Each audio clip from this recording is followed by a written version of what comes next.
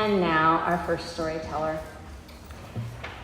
Bill Rao was born in Evanston, Illinois, and when he was old enough to hold a pole, he learned how to fish for perch in Lake Michigan. He was educated at Loyola Academy and Northwestern University and the University of Illinois, where he received his PhD in industrial organizational sociology. He is now a professor emeritus at Illinois State University. After graduating from Northwestern, he spent 9 months working on voter registration under the auspices of the Southern Christian Leadership Conference, which was Dr. Martin Luther King's organization. That time was transformative. One Bill Rao went south, and a different Bill returned home. During his retirement, he has spent most of his time on environmental activism and has worked closely with Illinois People's Action on several campaigns, including the successful effort to prevent a disreputable oil company from drilling a dozen oil wells near Downs, Illinois. He presently writes climate crisis column dubbed Heat Waves in Red and Black for Community Word in Peoria. His most heartfelt hobby is trout fishing. He'll be crestfallen if the afterlife does not have a trout stream running through it. Always the cockeyed optimist, he will be packing a fly rod in his casket. Please welcome Bill Rao.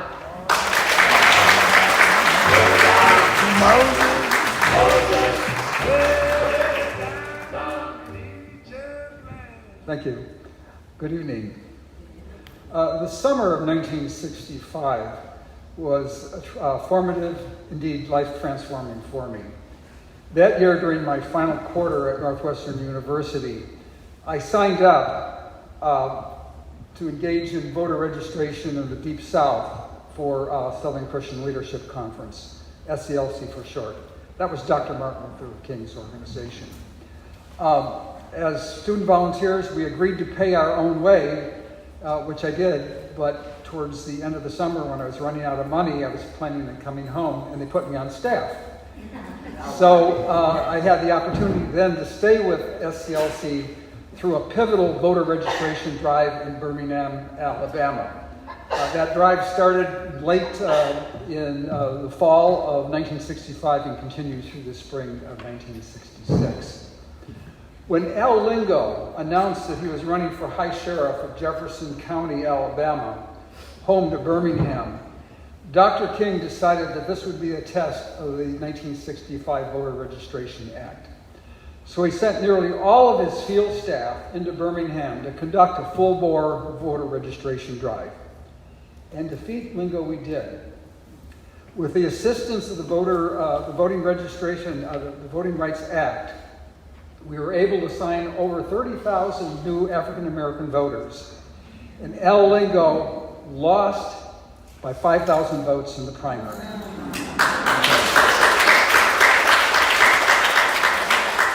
That outcome, and also the loss of Sheriff Jim Clark in Selma, sent a shockwave throughout the South.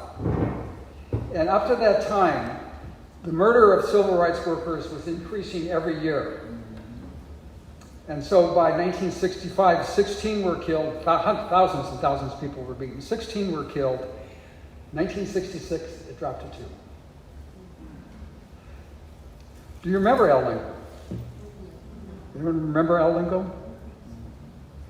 He worked under Governor George Wallace as the head of the Highway Patrol in Alabama.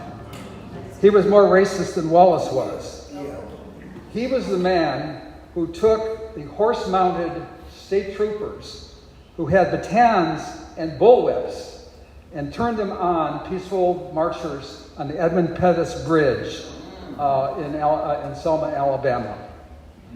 That incident, which went down, was dubbed by everyone as Bloody Sunday, sent a shockwave through the United States, spread across the whole globe, and eventually led to the passage of the Voting Rights Act in August of 1965.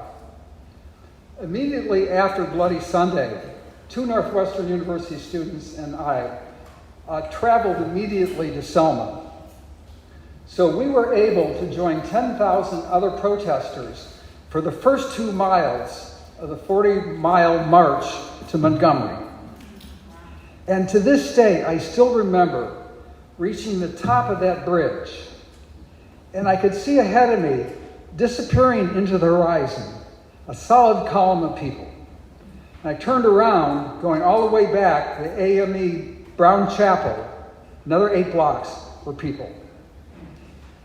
There we were, a rainbow coalition, following our black Moses out of the land of the Pharaohs.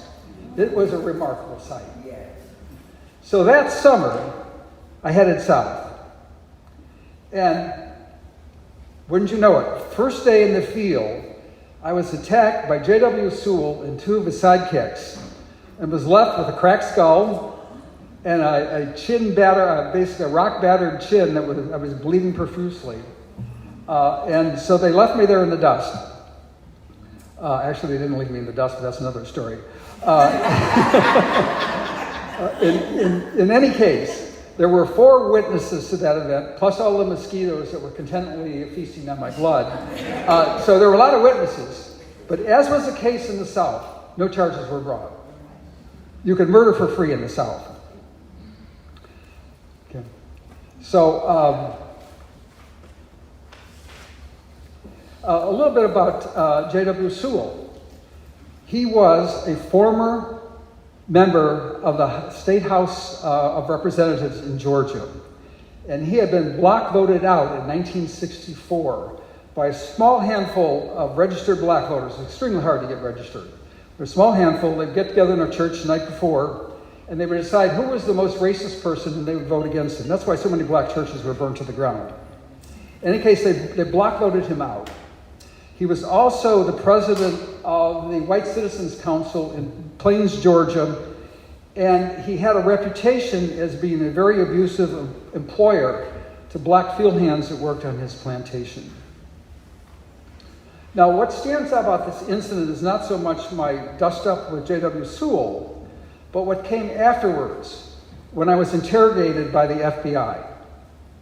And I use the word interrogation because that's what it was. It was an interrogation. They didn't care 2 whits about J.W. Sewell and the violence that was swirling around him. What they wanted to know was, why was I in the South? Now, they didn't call me an outside agitator, but that was the subtext of their interrogation of me. And at the end of it, I felt more like a criminal than a civil rights worker.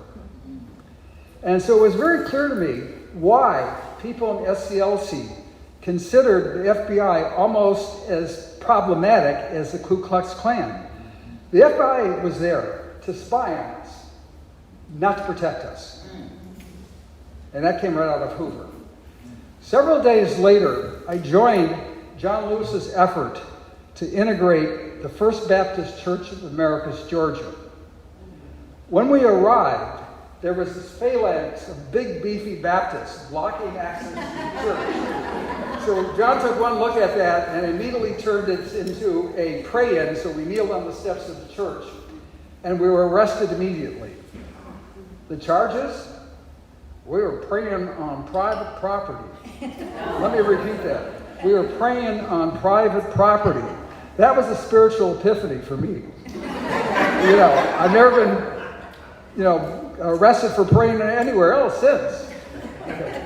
So, now the time in jail was less of an epiphany. I was thrown into a cell with 2 young toughs. And their sense of fun, and this is their own words, what they told me, was they would drive around Americus, Georgia, with empty Coke bottles.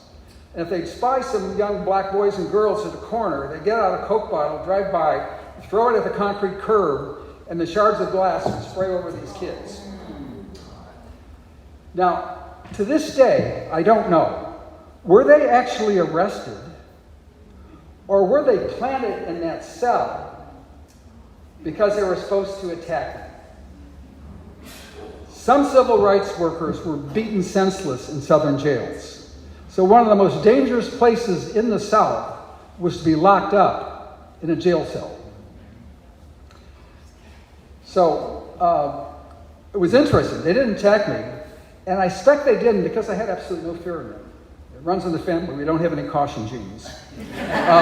Besides, My commitment to nonviolence did not extend to the jail cell. So if there are going to be any broken bones, it wouldn't necessarily have been mine. Okay. So on it went, these kinds of things. In the fall, SCLC tasked me with the analysis of trends in voter registration data. And I was basically housed at their communal living quarters in Atlanta. One morning, I was down in the communal washroom and I was shaving, and this tall, lanky Texas staffer sauntered into our washroom. And I turned to greet him, and he looked at me, he saw my jaw drop. And sort of this slow Afro-Tex drawl, he said, "Texas Rangers, they were just having a good time." Down both sides of his spine were these ugly welts where Texas Rangers had taken their spurs and dug them into his back. So that was, and this is just a few instances of the violence that I witnessed or encountered in the South. Well, these instances of violence are really etched into my memory. The most significant event for me was peaceful and more impactful. In mid-September, SCLC assembled all of its staff for a training session. The kickoff to the presentation, to this training session, was a presentation by Dr. King on nonviolence. His presentation was long, erudite, and very compelling. In fact, I have 9 pages of that thing in this old 49-cent composition book that somehow I have with me in the South. It's one of my prized possessions. Okay. And I occasionally return to this notebook because, as I mentioned, my commitment to nonviolence is a bit shaky. It's a pretty difficult creed. In fact, Dr. King would repeatedly retrain his staff on nonviolence because he knew many of them had the same problem with it that I did, that their commitment to it was a bit shaky. It's sort of almost an un-American approach to life. I wish there would be more people who could do it. Okay. Now, the event at this training session that really had a strong impact on me was something else. Someone asked if I'd be willing to teach an illiterate woman how to write her name. She basically went directly to the cotton fields, never attended school. And during the tumult of the Civil Rights Movement, where the old, basically, black leadership in the South was completely replaced by a new civil rights leader, she emerged as one of the leaders in her community. And she had registered to vote. She was really going to vote, planning to vote. But what really bothered her was the need to put an X by her ballot application and have someone else sign her name. So she really, really wanted to learn how to write her name. So we sat down and began with block letters. A, N, N, I, E, G, R, E, E, N. Annie Green was a quick study, and she mastered block writing pretty quickly. So we moved on to cursive. And I sat there and watched as she practiced this new art of penmanship, as she became more comfortable in her ability to write out her name. I could see the expression on her face. It was this mix of glee and wonder. I can write out my own name. And so I was sitting there and observing this delight when someone tapped me on the shoulder and said, "Someone wants to meet you." And I turned around, and there was Dr. Martin Luther King. And I shook his hand. We exchanged some words which I can't remember. What stands out in my mind is this warm and engaging smile that this man had. Now, I didn't know it at the time, but on that day, I received my calling as a teacher. And it would take a while before I would get there. But that calling, that is the gift that the Civil Rights Movement gave to me. And it was to define the purpose and the direction of the remainder of my adult life. Thank you for your time and attention.